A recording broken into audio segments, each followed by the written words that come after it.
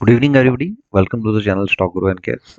Dedicated channel है जो option traders के लिए है। यहाँ पर मैं इंडेक्स ऑप्शंस और स्टॉक ऑप्शंस के बारे में ना केवल एक मॉर्निंग लाइव स्ट्रीम करता हूँ बल्कि हर दिन नेक्स्ट डे के बारे में प्रोडिक्शन प्रेडिक्शन करता हूँ, एनालिसिस करता हूँ उस दिन क्या हुआ फ्रॉम माय पर्सपेक्टिव।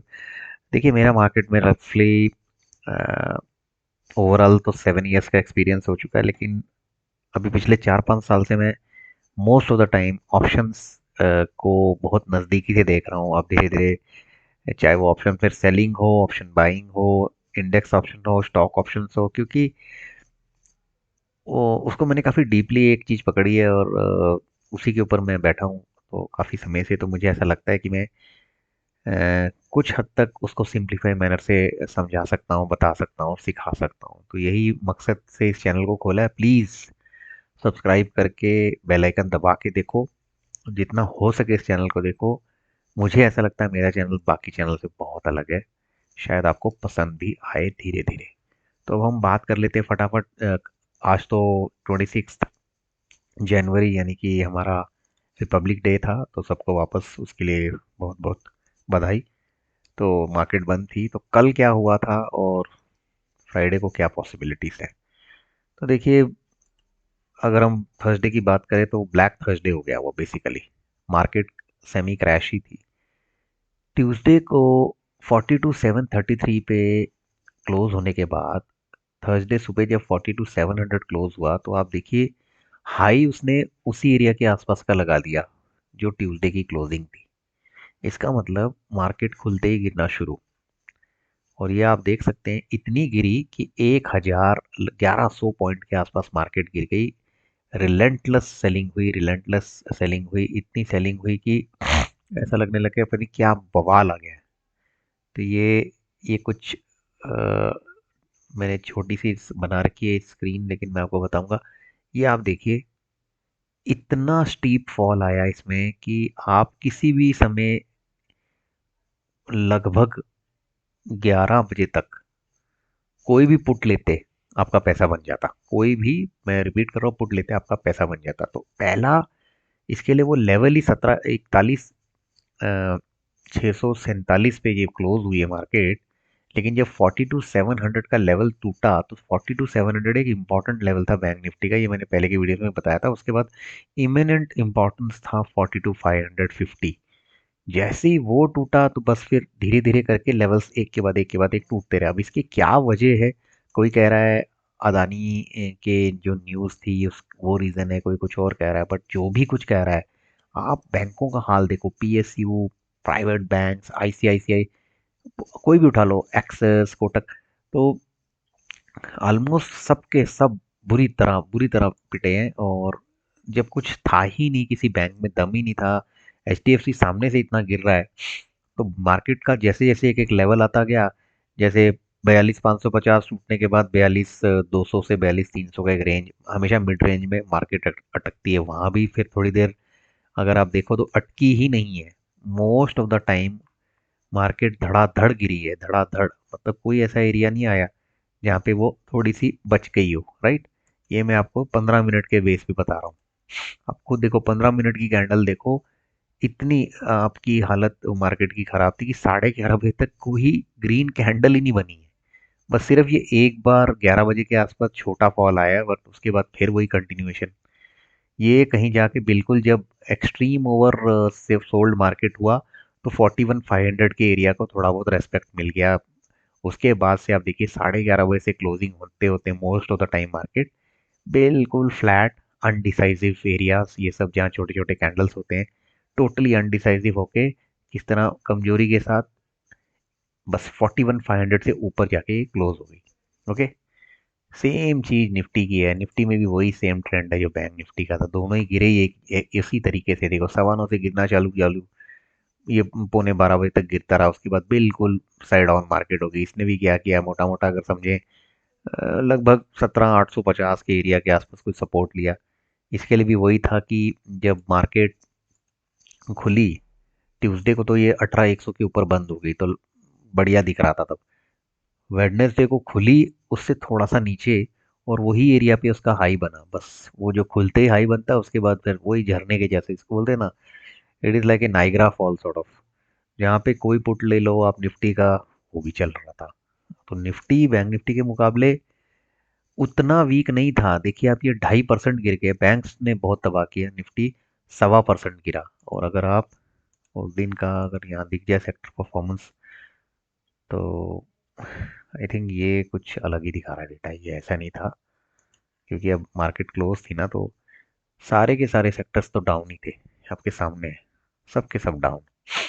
फार्मा देख लो आप, कंजम्पशन देख लो, कोई भी देख लो, बैंक्स तो पूरे बैंक्स ही बुरी तरह पिटे हुए, 2.5% से बैंक्स, जिसमें प्राइवेट बैंक और फिनेंशियल सर्विसेज सब 2-2% के ऊपर, एज ए इंडेक्स इतना नीचे गया हुआ है। एनर्जी ऑलमोस्ट 2% डाउन, पीएसयू तो 3.5% डाउन। तो जब गिरते हैं ना, तो पीएसयू का बहुत बुरा हाल होता है हमेशा, ये नोट करना आप।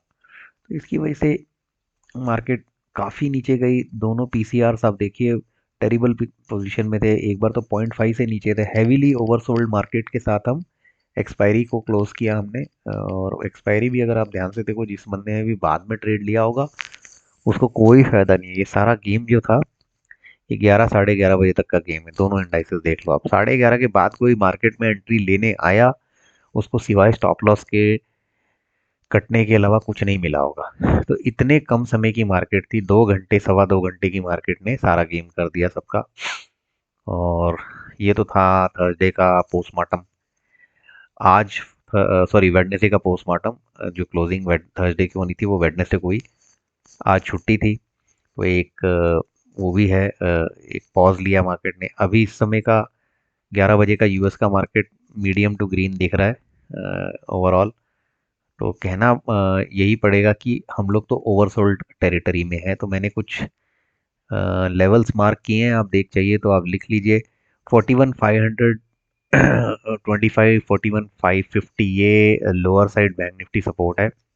ये टूटा तो हमारा फिर वापस वही चीज़ होगा, पहले 41,200 300 के आसपास, और फिर 41,000 भी टूट सकता है। बट डिपेंड करेगा अब कल क्या होता है, बिकॉज इस समय तो ऐसा लगता है कि इतनी ज़्यादा ओवर सेलिंग हुई है कि लगातार 2 दिन 1,000 पॉइंट गिरने के बाद वापस बहुत बड़ी गिरावट हो।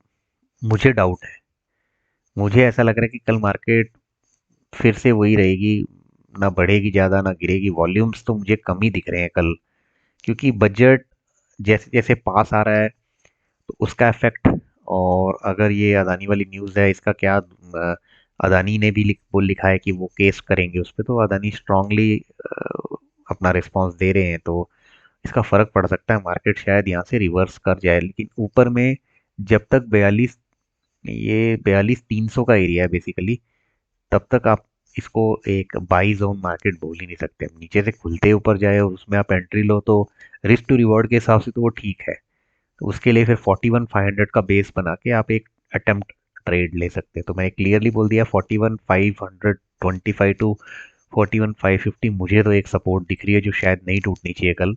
Rest anything is possible. देखो, प्रिडिक्शन प्रोजेक्शन करना is next to impossible. It is just what data is showing, what chart reading you can do, you are conveying. अगर आप ऑप्शन चेन पे देखो, सेम वही चीज़ होगी, आपको 41,500 पे ही सपोर्ट दिखेगा और ऊपर की तरफ रेजिस्टेंस आपको दिखना शुरू हो जाएगा।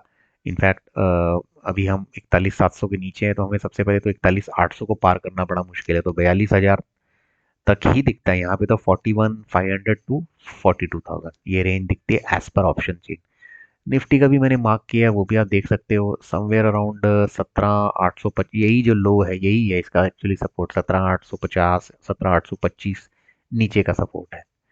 ओके, ऊपर की तरफ तो जब तक 17,950 के ऊपर नहीं जाते, हम लोग निफ्टी में भी वही हिसाब है कि ओवरसोल्ड होने की वजह से हमने एक लोअर लेन 17,800 से लेके 17,825 का लोअर एरिया का सपोर्ट पकड़ना है। और ऊपर में 17,950 के ऊपर अगर हम गए तो शायद कुछ रिवर बाइंग के लिए स्ट्रेंथ मिले। यहाँ पे भी वही है, अब देखो 17,800 पे सपोर्ट दिख रहा है यहाँ तो, और क्लियर डेटा है कि जो आपको यही समझा रहा है कि 17,900 ही पार करने में आपका हालत खराब हो जाएगा मार्केट का। तो 17,950 तक मैक्स टू मैक्स निफ्टी जाएगा ऊपर की तरफ, लेकिन नीचे 17,800 पे सपोर्ट होनी चाहिए। देखिए एफआईआई बहुत उन्होंने बिकवाली की है, 23,254 crore for the full month अभी तक और 19,140 DI ने ऑब्जर्व किया। तो FII ने बहुत रिलेंटलेस सेलिंग की है। अब बजट ही तय करेगा मार्केट की दिशा। और जिस तरह से ये जो PCR का डेटा है देखिए 0.4, दोनों केस में बहुत ओवरसोल्ड मार्केट लग रही है। लॉजिकली एक वापस मार्केट की कंटिन्यूएशन ऑफ गेटिंग वीकर लगता तो नहीं है, but let's see what happens. काफ़ी बार जो प्रोजेक्शन प्रिडिक्शन किए जा रहे हैं वो शायद उतने एक्यूरेट किसी के भी नहीं आ रहे होंगे, बिकॉज मार्केट का बिहेवियर ही ऐसा हो रहा है। ओके, सो प्लीज़ इसके साथ मेरा ये एनालिसिस वीडियो प्रिडिक्शन वीडियो ख़त्म होता है। तो मैं अपनी तरफ से बहुत ही नेचुरल वे से ये स्ट्रीम जो कर रहा हूँ सुबह, फर्स्ट हाफ की वो 1 आवर से लेके 2 आवर्स तक चली जाती है। थर्सडे को पहली बार मैंने 4-5 घंटे भी की। बट जनरली मेरी टेंडेंसी ये रहती है कि फर्स्ट हाफ स्ट्रीम होती है, उसके बाद क्लोजिंग आवर्स की एक स्ट्रीम की कोशिश होती है।